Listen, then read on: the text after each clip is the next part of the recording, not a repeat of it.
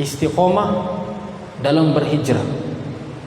Kebetulan kita berada di bulan Muharram, di mana bulan Hijriyah pertama kali adalah bulan Muharram. Ya, dan sekarang kita berada di Masjid Al-Hijrah juga. Dan diharapkan semua berhijrah dan istiqomah terhadap hijrahnya. Bukan hanya sekedar lafaz, dan hijrah bukan sendiri, tapi hijrah bersama keluarga, bersama orang-orang yang ada di sekitar kita. Ya. Oleh karena itu, kita berkumpul di tempat ini tidak lain kecuali mengharapkan ridha Allah, dan salah satu untuk mendapatkan ketenangan hidup adalah dengan duduk bermajelis ilmu. Itulah yang disampaikan Nabi Muhammad SAW. Jadi semakin banyak orang duduk mendengarkan majelis ilmu, maka semakin tenang hidupnya. Kenapa banyak orang di luar sana menghabiskan uang berjuta-juta, berdolar-dolar untuk datang ke tempat ini, ke tempat itu, yang katanya bisa menghilangkan gelisah, gundah gulana, tapi ketika dia pulang kembali ke rumahnya, kembali seperti semula. Banyak masalahnya, bertubi-tubi lagi, tidak tenang hatinya, karena pada hakikatnya dia tidak mendapatkan ketenangan sejati. Seandainya dia tahu bahwa ketenangan sejati, hakikat daripada sakinah itu adalah dengan duduk bermajelis ilmu. Itulah yang disabdakan Nabi Muhammad SAW dalam kitab Arba'in. Nabi SAW menyebutkan, "Mashtama'a qaumun fi baitin min buyutillah." Tidaklah berkumpul suatu kelompok, komunitas di rumah Allah, melainkan ya, apa yang mereka lakukan? Apakah sekedar ngobrol? Tidak. Yatluna kitaballah. Mereka mendengarkan ayat-ayat Allah disebutkan, wa yatadarasuna bainahum, dan mereka mengkaji ayat-ayat Allah itu, sabda-sabda Rasulullah itu. Apa yang mereka dapatkan? Nazala alaihimus sakinah. Maka Allah akan menurunkan ketenangan hidup dalam dirinya. Apakah hanya itu? Wa ghasyatumur rahmah. Maka rahmat Allah akan melimpahi mereka, dicurahkan rahmat kepada mereka. Wa dzakarallahu fi man indah. Orang-orang yang berkumpul di masjid Allah itu mendengarkan firman Allah, mendengarkan sabda Nabi Muhammad SAW, maka para malaikat pada saat ini sedang menyebutkan nama kita satu persatu di hadapan para malaikat-malaikat Allah. Allah membanggakan kita, nama-nama kita semua. Itulah bukti di antara bahwa kita sedang berusaha istiqomah dengan hijrah adalah dengan memahami ilmu, dengan berilmu. Makanya banyak orang menyebutkan kalimat la ilaha illallah, tapi pada dasarnya, konsekuensinya dia tidak membaca secara utuh. Ya. Banyak orang menyebutkan la ilaha illallah, tapi dia tidak sambung dengan pangkalnya. Ada pangkalnya, fa'lam annahu la ilaha illallah. Artinya apa? Ilmui la ilaha illallah itu. Bagaimana cara mengetahui makna dari la ilaha illallah? Fa'lam, berilmu, belajar. Makanya Imam Al-Bukhari itu menulis kitab, ya, yang pertama adalah Kitabul Iman, setelahnya Kitabul Amal. Tapi di tengah-tengah antara iman dan amal itu ada ilmu. Maka poin pertama untuk menjaga istiqomah dalam berhijrah adalah dengan berilmu. Makanya Nabi SAW disebutkan bahwa al-muhajirun, orang-orang yang berhijrah itu adalah man hajara ma mana'a anhu. Orang-orang yang berhijrah adalah orang-orang yang kemudian berhijrah meninggalkan apa yang dilarang. Bagaimana cara tahu hal-hal yang dilarang oleh Allah? Ya, dengan cara berilmu, belajar dan terus belajar. Makanya orang-orang yang berilmu adalah orang-orang yang bisa istiqomah di dalam hijrahnya itu. Apakah berhijrah itu cukup dengan ucapan? Apakah dengan cukup menyablon baju, aku telah berhijrah? Membentuk komunitas itu tidak salah, bahkan itu bagus. Tetapi hakikat daripada hijrah itu adalah kita mengharapkan rahmat Allah Subhanahu wa ta'ala. Bukankah kita masuk surga itu karena rahmat Allah? Kita tidak masuk surga karena amal kita. Datang sahabat bertanya, "Ya Rasulullah, apakah kita masuk surga karena amal kita?" Kata Nabi, "La, hatta anta, sampai pada engkau, sampai pada saya," kata Nabi. Tapi apa yang menyebabkan kita masuk surga ya Rasulullah? Rahmatan Allah. Jadi kita masuk surga karena rahmat Allah, bukan karena amal kita. Olehnya dikisahkan dalam satu riwayat, dahulu ada orang ahli ibadah. Sepanjang dia hidup beribadah kepada Allah di tempat peribadatannya, siang dan malam berzikir kepada Allah, beribadah kepada Allah, menyebut nama Allah. Hingga pada suatu saat dia dipanggil Allah Subhanahu wa taala menghadap kepada Allah, dia meninggal dunia. Kemudian dia mengatakan, "Ya Allah, aku ingin masuk surga karena amalanku." Karena dia yakin selama hidup dia hanya beribadah kepada Allah, tidak sedikit pun dia melanggar larangan Allah, karena dia hanya berada pada tempat peribadatannya. Dia yakin-yakinnya bahwa insya Allah saya mau masuk surga karena amalan saya, karena amal yang pernah saya lakukan dengan usaha saya. Akhirnya kata Allah, disuruh malaikat itu untuk mencabut sebelah matanya, satu biji saja. Kata Allah, timbang amalannya dengan sebelah matanya itu. Pas ditimbang, lebih berat nikmat mata dibandingkan amalan yang dilakukan sepanjang hidupnya. Itu baru sebelah mata. Bagaimana dengan sebelah mata yang satunya lagi? Bagaimana dengan darah yang mengalir? Bagaimana oksigen yang kita hirup setiap saat, nikmat Allah? Bagaimana nikmat pendengaran bisa menangkap suara? Bagaimana nikmat mata bisa menangkap cahaya? Nikmat Allah sangat besar yang Allah berikan kepada kita. Kalau kita membandingkan dengan amal kita, maka tidak bisa kita masuk surga karena amal. Tapi apa? Kita beramal untuk mencari rahmat Allah Subhanahu wa taala. Olehnya, ketika semua orang telah masuk surga dan semua penghuni surga telah mendapatkan kenikmatan dari Allah Subhanahu wa taala, sampai-sampai yang tidak terpikirkan oleh akal kita, perasaan kita, itu diberikan oleh Allah Subhanahu wa taala. Ketika semua telah diberikan itu, Allah bertanya, "Hal turidu syai'an akhar? Hal fil mazid?" Apakah engkau masih menginginkan yang lain? Kata penghuni surga itu, "Ridhaka ya Allah." Ridhomu ya Allah. Jadi kita beribadah kepada Allah itu mencari rahmat Allah, ridha Allah Subhanahu wa taala. Dan orang-orang yang berhijrah dan istiqomah terhadap hijrahnya, mereka itulah yang mendapatkan rahmat Allah. Allah Subhanahu wa taala berfirman dalam Al-Qur'an, surah Al-Baqarah ayat 118, "A'udzu billahi minasyaitonir rajim. Innal ladzina amanu." Orang-orang yang beriman kepada Allah, wahajaru, dan mereka berhijrah, wajahadu, dan mereka berjihad fi sabilillah, ulaika yarjuna rahmatallah. Mereka lah orang-orang yang mengharapkan rahmat Allah Subhanahu wa taala. Orang yang berhijrah dan istiqomah dengan hijrahnya adalah orang-orang yang senantiasa akan mendapatkan rahmat Allah Subhanahu wa taala. Beriman kepada Allah, setelah beriman kita berhijrah, kemudian kita berjuang di jalan Allah Subhanahu wa taala, maka 3 poin inilah yang akan mengantarkan kita pada rahmat Allah. Ulaika yarju rahmatullah. Mereka yang mengharapkan rahmat Allah Subhanahu wa taala. Yang mana dikatakan orang-orang beriman itu? Poin yang pertama, apakah cukup mengucapkan asyhadu an la ilaha illallah wa asyhadu anna muhammadar rasulullah? Cukup? La. Allah kemudian menyampaikan dalam Quran surah Al-Anfal, innamal mu'minun. Siapa orang beriman itu? Ya. Innamal mu'minun.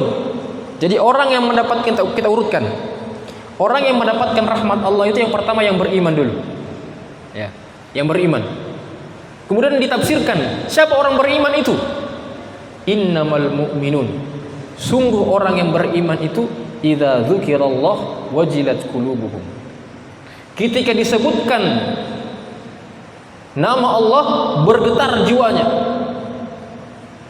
tersentuh, takut, bukan hanya sekedar bergemetar, ya, karena ada juga orang itu gemetar jiwanya karena kesetrum listrik. Tapi ini bukan karena kesetrum listrik, tapi memang karena ibadah yang dia lakukan, keistiqomahannya ketika disebutkan nama Allah dapat mengantarkan dia takut kepada Allah. Wujilat qulubuhum. Jadi orang yang beriman itu adalah orang yang ketika disebutkan nama Allah, dia takut sekali kepada Allah. Kenapa dia takut? Karena ibadah. Semakin tinggi, semakin bagus ibadahnya seseorang, maka semakin ketika dia mendengar kata Allah, kekuasaan Allah, semakin dia gemetar, semakin dia takut.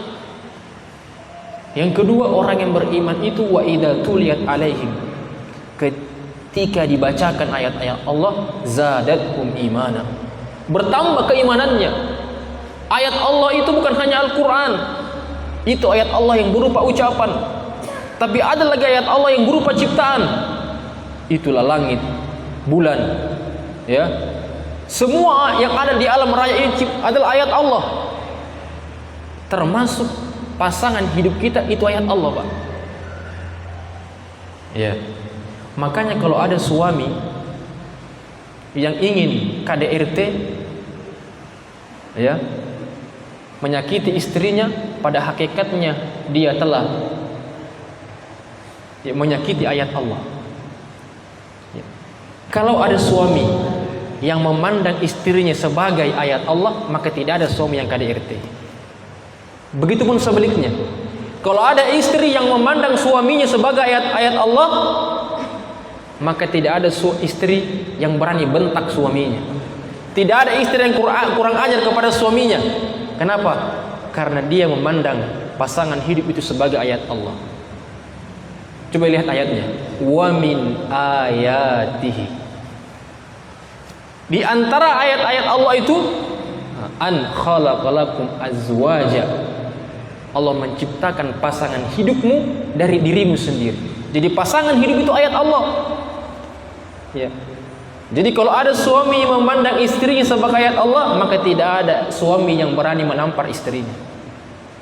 Kalau ada istri yang memandang suaminya sebagai ayat Allah, maka tidak ada suami yang berani kurang ajar kepada suaminya. Karena kenapa? Karena itu ayat Allah yang perlu dijaga. Nah, jadi ketika dia melihat pasangan hidupnya sebagai ayat Allah, maka bertambah keimanannya kepada Allah Subhanahu wa ta'ala. Jadi melihat pasangan hidup itu adalah melihat ayat Allah, kekuasaan Allah Subhanahu wa ta'ala. Datanglah teman, kalau begitu Ustaz, karena pasangan hidup adalah ayat Allah, semakin banyak ayat dihafal semakin bagus kan? Nah, tambah lagi Ustaz. Ini tidak, ya, candaan Ustaz bisa begitu. Ya, jadi pasangan ayat Allah. Jadi ayat Allah itu ada yang berupa ucapan, ada yang berupa ciptaan, langit, termasuk pasangan hidup kita. Nah, ciri yang ketiga, orang yang beriman itu yang akan mendapatkan rahmat Allah dalam Quran surah Al-Baqarah yang tadi kita sebutkan adalah wa ala rabbihim yatawakkalun. Orang yang beriman itu hanya kepada Allah dia berserah diri, bertawakal kepada Allah Subhanahu wa ta'ala. Jadi segala perkara, segala urusan yang kita lakukan harus diserahkan kepada Allah Subhanahu wa ta'ala. Setelah kita berusaha, setelah kita maksimalkan potensi diri, kita berdoa minta kepada Allah, serahkan kepada Allah Subhanahu wa ta'ala. Itulah orang yang beriman. Yang kedua, yang berhijrah. Ya. Al-muhajiruna man hajara ma mana'anhu, adalah orang yang meninggalkan yang dilarang oleh Allah Subhanahu wa ta'ala, tentu dengan berilmu. Dan ketika kita mampu berhijrah, maka jangan berhijrah sendiri, karena surga itu sangat luas. Jangan kita mau masuk surga sendiri. Bagus kalau kita masuk surga berjamaah. Kalau selama ini sebelum hijrah dia pergi ke masjid, melewati rumah-rumah yang ada, dia hanya pergi sendiri. Tapi setelah dia mendengarkan ayat ini, dia telah berhijrah. Maka ketika dia jalan ke masjid, ketika dia melihat saudaranya masih duduk di masjid, dia panggil, ayo kita ke masjid, sudah azan. Itu hijrah. Ya.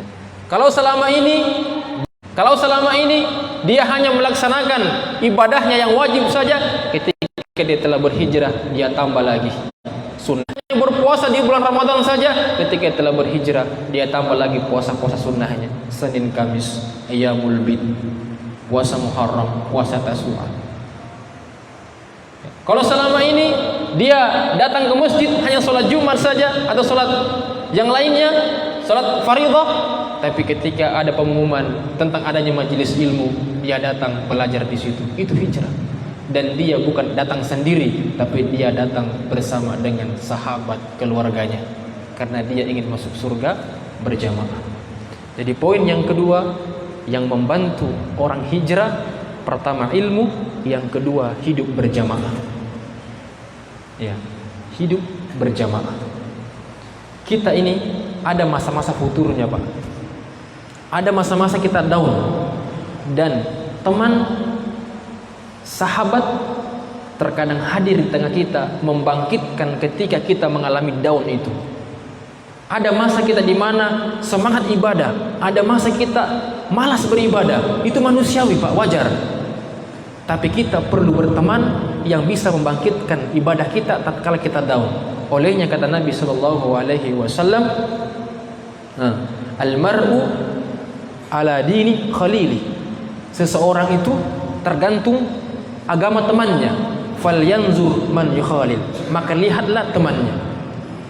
Maka kalau mau lihat baiknya seseorang, ibadahnya seseorang, akhlaknya seseorang, lihat temannya. Makanya kita disuruh untuk mencari sahabat, teman yang bisa membantu cas iman kita. Makanya perlu hidup berjamaah. Karena kalau kita hidup berjamaah, maka kita bisa sewaktu-waktu mengecas iman kita, kita saling mengingatkan. Jadi poin yang kedua untuk menjaga istiqomah kita dalam berhijrah, pertama ilmu, yang kedua hidup berjamaah. Kalau dulu sebelum berhijrah sama-sama membuat dosa, sama-sama mabuk di pinggir jalan dari malam sampai pagi, maka ketika hijrah pun dia bersama-sama saling mengingatkan. Ya, perlu hidup berjamaah. Hidup berjamaah di dunia, hidup berjamaah di surganya Allah Subhanahu wa ta'ala. Jamaah yang dimuliakan Allah Subhanahu wa ta'ala. Maka yang ketiga yang membantu istiqomah kita di dalam berhijrah adalah dengan menjaga amal ibadah kita, amal soleh. Ya. Allah Subhanahu wa ta'ala berfirman, "Man jahada fina lanahdiyannahum subulana."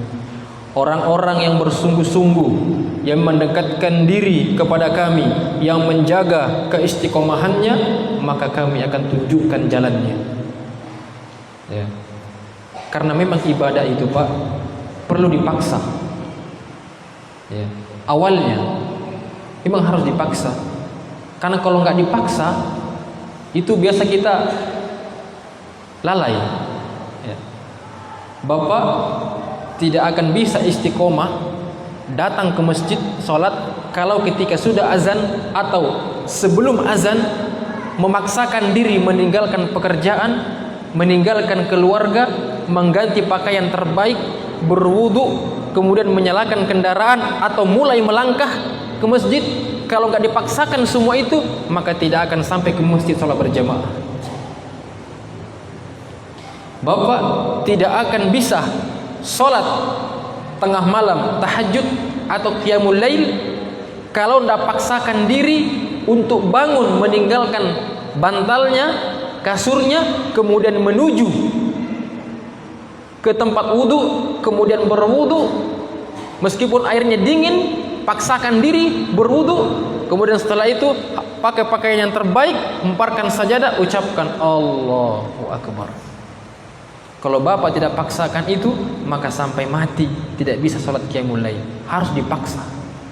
Bapak tidak bisa istiqomah membaca Al-Quran kalau tidak paksakan diri untuk pergi melangkah ke meja atau ke lemari yang ada Al-Qurannya, kemudian diambil, kemudian mulai membaca. A'udzubillahi minasyaitonir rajim. Bismillahirrahmanirrahim. Baca ayat selanjutnya. Kalau nggak dipaksa nggak bisa. Makanya Allah mengatakan manjahada fina. Coba, jahad artinya memaksakan diri, yang berusaha, bersungguh-sungguh. Manjahada fina lanahdiyannahum subulana. Orang-orang yang bersungguh-sungguh ingin mendekatkan diri kepada kami, ingin beribadah kepada kata Allah, kami pasti akan buka jalannya. Ketika awalnya dipaksa, maka Setelah itu lanahdiyannahum subulana, pasti kami akan berikan kemudahan setelahnya. Coba yang belajar bahasa Arab ya. Ayat ini memakai lamul ta'lil, takkid. Lanahdiyannahum. Dua penguatan di situ. Ada la, ada sama nun taukid. Lanahdiyannahum, pasti kata Allah. Dua kali dikuatkan di situ dengan harful la dan harful nun. Ini yang belajar bahasa Arab pasti ngerti.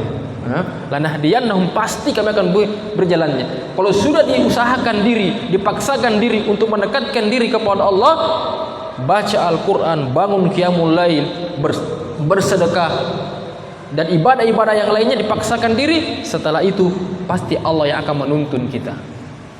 Oleh karena itu, di poin yang ketiga, untuk menjaga istiqomah kita dalam berhijrah kepada Allah Subhanahu wa taala adalah dengan memaksakan diri beribadah kepada Allah. Dalam tanda kutip ya, paksa dulu.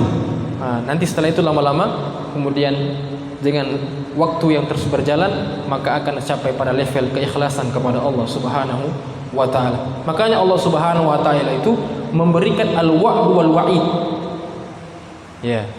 Kenapa ada yang namanya istilah al-wa'd wal wa'id?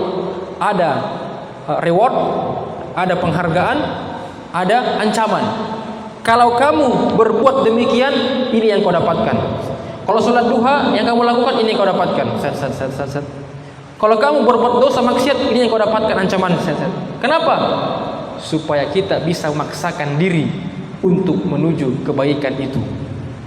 Ya.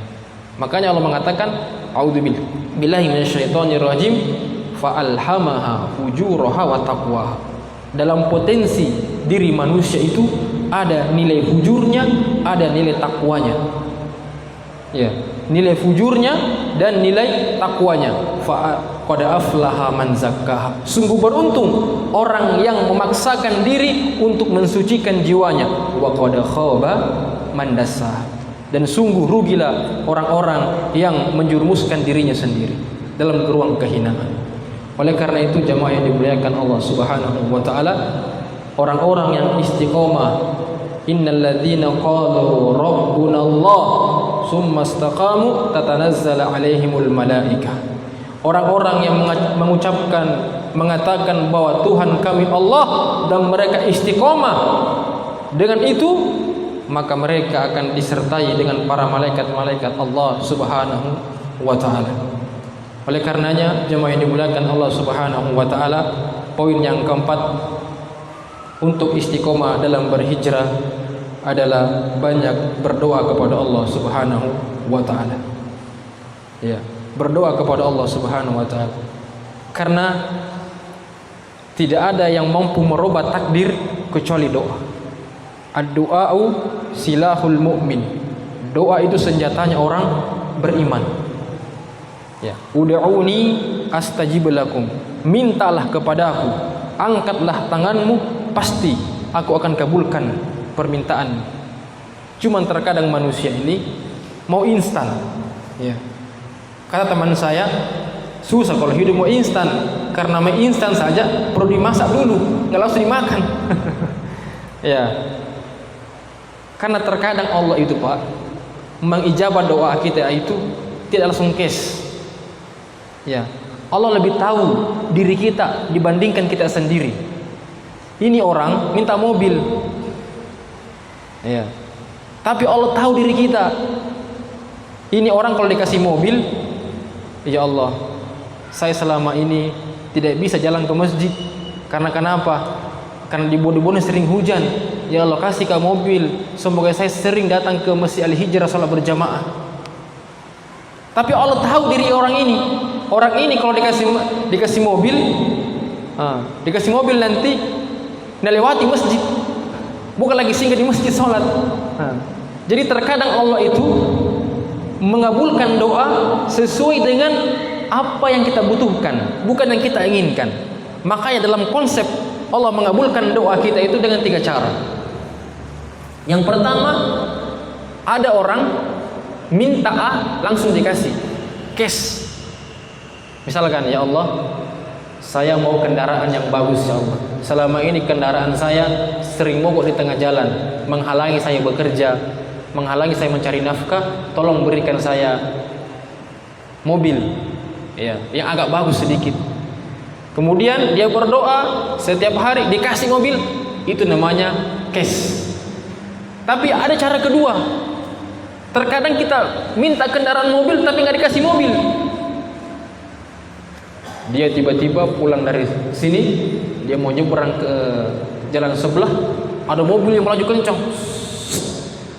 Tiba-tiba dia mau menyeberang itu dengan bersamaan ada mobil kencang, kemudian dia minggir sedekat, dia selamat dari laju mobil itu. Nah, itu cara Allah yang kedua, yaitu menghindari dari kecelakaan mobil. Dia minta mobil tapi dihindarkan dari kecelakaan. Artinya cara Allah mengabulkan doa kita tidak dengan dibayar cash sesuai dengan permintaan kita, tapi kita dijauhkan dari mara bahaya. Yang ketiga, konsep Allah mengabulkan doa hambanya itu dengan ditabung di akhirat. Hendak dibayar cash, hendak juga dijauhkan dari mara bahaya, diuji juga dia, dicoba juga dia, tapi dia ditabung di akhirat. Nanti dia sampai kepada yaumul hisab, hari pertimbangan, dia kaget, ya Allah, kok bisa ya bergunung-gunung saya punya pahala. Seingat saya sholatnya biasa-biasa saja, sedekahnya pun biasa-biasa saja, ya, yang ibadah yang lain pun biasa-biasa saja, tapi kok bisa banyak begini? Apa kata para malaikat?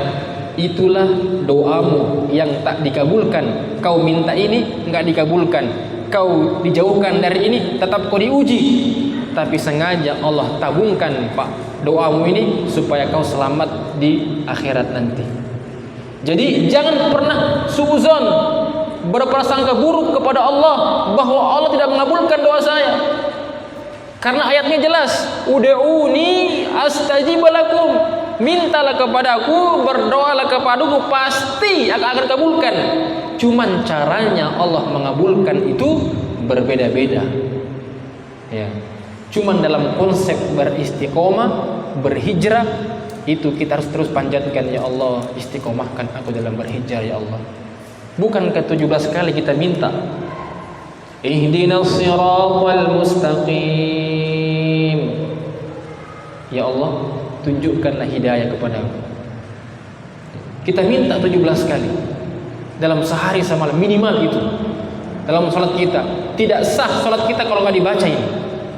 Apa itu? Surah Al-Fatihah. Apa isinya?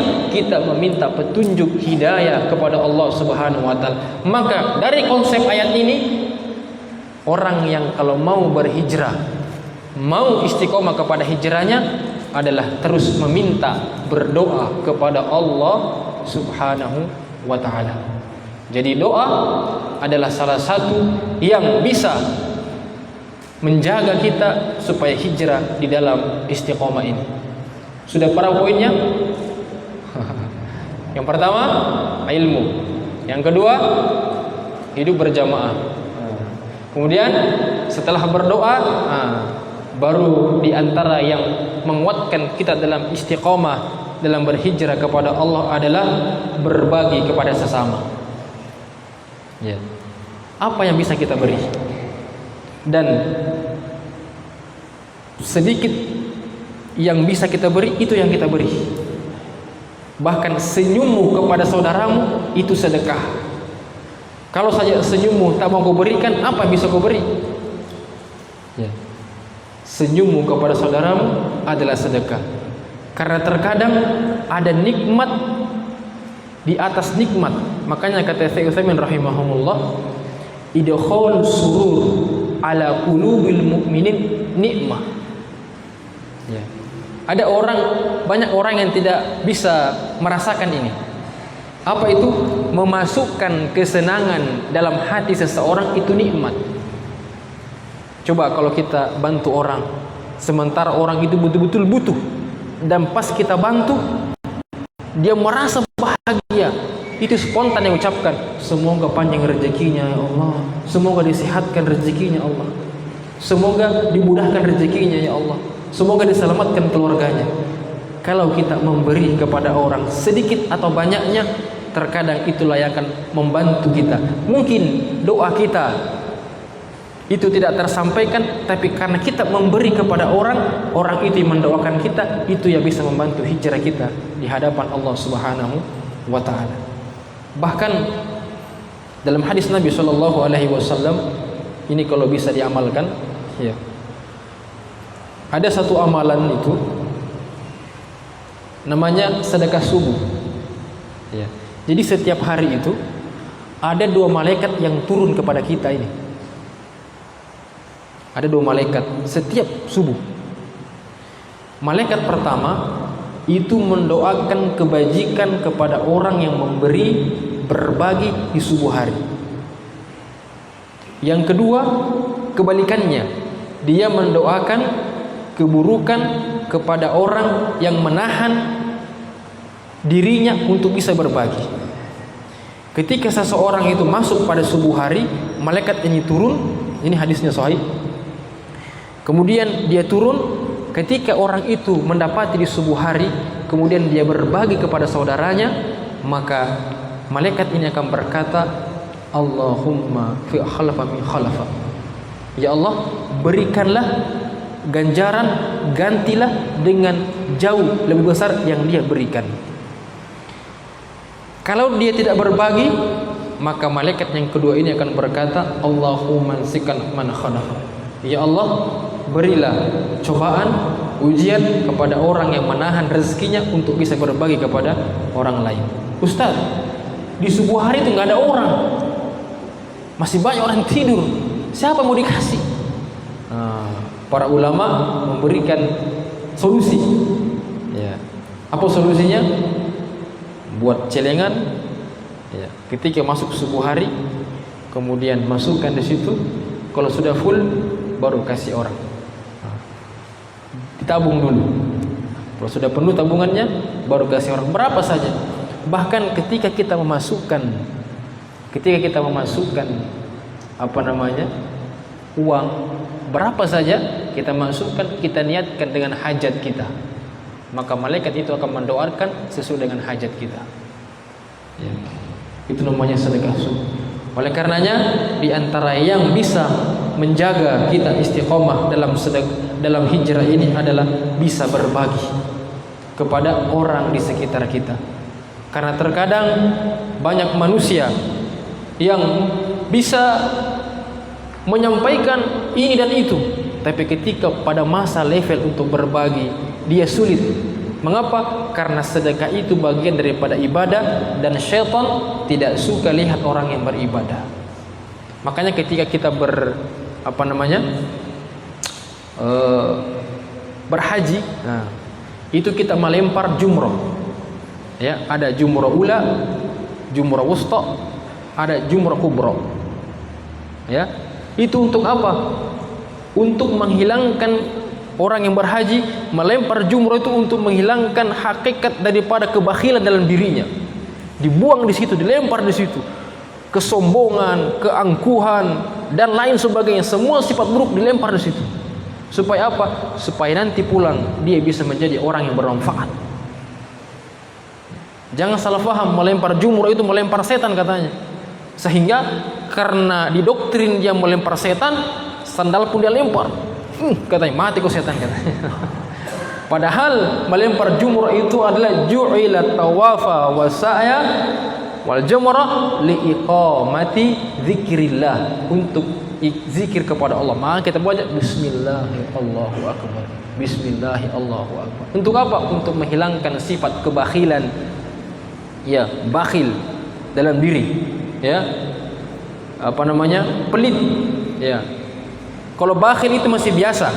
Kalau bakhil itu dalam bahasa Arab itu dia tidak mau berbagi kepada saudaranya. Itu bakhil. Ada lagi level yang paling tertinggi selain bakhil. Ya, yaitu dia pelit kepada orang, juga pelit kepada dirinya. Kalau orang makan, kumpul makan, dia tidak mau bayar juga untuk dirinya sendiri. Itu level bakhil yang paling tinggi. Oleh karena itu jamaah dimulakan Allah Subhanahu wa taala, poin yang selanjutnya adalah untuk membantu istiqomah kita kepada Allah, kita bisa berbagi. Kalau kita kaya, kalau kita berada, berbagi dengan orang, itu biasa. Tapi ketika saat-saat kita butuh juga, saat-saat kita hidup dengan sederhana dan kita mampu berbagi kepada saudara kita, itu level yang paling tertinggi, itu yang luar biasa. Jemaah yang dimuliakan Allah Subhanahu wa taala. Kemudian yang kedua, selanjutnya adalah silaturahim. Ya. Orang yang senantiasa menyambungkan tali silaturahmi kepada sesama, itulah yang akan bisa membantu dia istiqomah dalam hijrah kepada Allah. Baru-baru ini kita melaksanakan ibadah kurban sebelum masuk bulan hijrah, bulan Zulhijjah.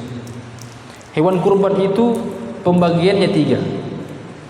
Sepertiga dibagi pemilik kurban, sepertiga dibagi untuk yang fakir dan miskin, sepertiga untuk hadiah. Bisa dikasih kepada orang kaya juga, karena hadiah siapa saja bisa. Kalau kita bertanya, orang pemilik kurban dikasih wajar. Kenapa? Karena dia yang punya kurban. Yang kedua, fakir miskin dikasih wajar karena haknya di situ. Tapi kenapa yang ketiga ini perlu dikasih? Bahkan kita perlu kasih tetangga kita meskipun dia kaya, atau saudara kita meskipun dia kaya. Itu untuk menyambung tali silaturahmi. Jadi silaturahmi itu adalah salah satu jalan untuk bisa istiqomah di dalam berhijrah. Kenapa? Karena orang ketika dia memutuskan tali silaturahminya kepada saudaranya, tidak mau baku bicara sama saudaranya, baku gombe kepada saudaranya, maka di situ akan masuk celah syaitan untuk bisa mengurangi konsep daripada hijrah di jalan Allah Subhanahu wa taala. Orang yang menyambung tali silaturahmi itu dipanjangkan usianya, Pak. Dimudahkan rezekinya. Ini kita sedang menjalankan silaturahmi. Selain kita menuntut ilmu, kita juga menyambung tali silaturahmi. Kita bertatap muka, kita saling berbagi silaturahmi. Dan inilah yang akan menambah rezeki kita, memperpanjang usia kita. Tapi orang yang memutuskan tali silaturahmi, kata Nabi sallallahu alaihi wasallam, qati'ur rahim. Orang yang memutuskan tali silaturahmi la yadkhulul jannah, tidak akan masuk surga. Jangankan masuk, mencium baunya surga saja dia tidak bisa. Ya. Jadi pulang dari sini yang masih ada gesekan-gesekan sama saudaranya, sama tetangganya, sama sahabatnya yang dulu akrab sekali, kemudian dia putuskan silaturahmi, sambung kembali. Kenapa? Karena menyambung tali silaturahmi itu adalah konsep untuk bisa menyambungkan daripada hijrah kita. Hijrah yang kita lakukan satu, kembali lagi untuk mendapatkan rahmat Allah Subhanahu wa taala. Nah, inilah poin-poin yang kami sampaikan. Sudah azan? Belum? Baik. Nah, ini beberapa poin tentang istiqomah dalam berhijrah kepada Allah Subhanahu wa taala. Oleh karena itu perlu kita menjaga komunitas, perlu kita mengajak saudara-saudara kita ketika kita sudah mulai berubah yang dulunya zaman jahiliyah kita, kemudian kita bisa istiqomah hijrah kita juga panggil saudara-saudara kita. Jangan hanya kita sendiri, karena berhijrah adalah hidup dalam berjamaah. Kembali lagi sabda Nabi sallallahu alaihi wasallam, al-mar'u ala dini khalili. Seseorang itu tergantung agama saudaranya, temannya, sahabatnya.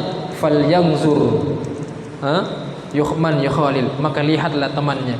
Maka kita perlu menjalin silaturahmi, membentuk komunitas untuk apa? Untuk menjaga istiqomah kita kepada Allah Subhanahu wa taala. Agar apa? Agar kita bisa mendapatkan rahmat Allah Subhanahu wa taala. Baik, tadi disampaikan sama Ustadz Rahmat agar juga menyampaikan sedikit pengenalan. Ya, sebenarnya meskipun sudah tidak diperkenalkan, sudah banyak yang kenal. Ya, saya adalah salah satu tuan rumah di sini. Tuan rumah, ya, bukan tamu. Ya, saya anggap diri saya tuan rumah karena saya orang Sukaraya. Ya, saya orang Sukaraya, kebetulan diberi rezeki oleh Allah Subhanahu wa taala itu bisa menuntut ilmu di kota Madinah Al-Munawwarah. Ya. Kemudian saya pulang ini liburan untuk juga berdakwah. Ya, apa yang saya pelajari selama saya belajar di kota Madinah, itulah yang saya sampaikan ke beberapa daerah. Kemarin di Palopo kemudian ke Tolada. Tadi pagi ini, dari pagi sampai malam ini 3 lokasi saya kunjungi. Ya, makanya agak lelah juga. Ya, insyaallah kemudian habis ini baru istirahat. Ya, itulah dakwah. Ya, dan setiap kita adalah dai. Apapun profesi kita, kita adalah dai. Pedagang berdakwah dengan dagangannya. Bagaimana caranya? Dengan cara adil dalam timbangannya. Ya, berdakwah dengan jujur, tidak membohongi konsumennya, tidak membohongi pelanggannya. Itu berdakwah. Orang kantoran berdakwah dengan profesinya. Dengan apa? Dengan menampilkan akhlak yang baik. Ketika masuk waktu sholat dia panggil saudaranya. Itu berdakwah. Supir berdakwah juga. Ketika azan datang dia mampir, dia sholat. Kemudian disampaikan kepada teman-teman supirnya yang lain, ayo kita berusaha. Itu berdakwah. Jadi setiap diri kita adalah dai. Dan setiap kita memiliki tanggung jawab. Untuk apa? Untuk menyampaikan kebajikan-kebajikan. Ya, makanya Nabi mengatakan balighu anni walau ayat. Sampaikanlah meskipun 1 ayat. Ya. Tetapi ini luas maknanya. Ya. Mentang-mentang hafal 1 ayat sudah mau memberi fatwa. Nah, ini bukan areanya di situ. Areanya adalah menyampaikan kebajikan, menyeru. Beda menyeru sama beda memberikan fatwa. Hukum haram itu nggak bisa. Ya, baru hafal 1 hadis, baru hafal 1 ayat, semuanya sudah disalahkan. Oh, kamu di neraka, kamu di neraka. Itu nggak benar. Ya, itu bukan area kita. Area kita hanya menyeru, mengajak. Yang kita telah pahami, kita ajak. Ayo kita jalan ke masjid, ayo kita bersedekah, ayo kita beramal. Nah itu. Tapi untuk melahirkan hukum itu perlu ahlinya. Fasal ahli dzikr in kuntum la ta'lamun. Tanya kepada ahlinya. Jadi Allah Subhanahu wa taala menurunkan Al-Qur'an. Kemudian datang Nabi sallallahu alaihi wasallam diberikan hadis. Al-Qur'an, kemudian penjelasannya itu hadis. Allah Subhanahu wa taala mengatakan wa aqimus shalah, dirikan salat. Bagaimana tata cara salat? Itu ada di penjelasan hadis Nabi sallallahu alaihi wasallam. Wa aqimuz zakah, wa atuz zakah, tunaikan zakat. Bagaimana cara berzakat? Bagaimana bentuknya? Kapan dikeluarkan zakat? Itu adalah hadis Nabi sallallahu alaihi wasallam. Kemudian setelah itu ada di bawah Nabi sahabat.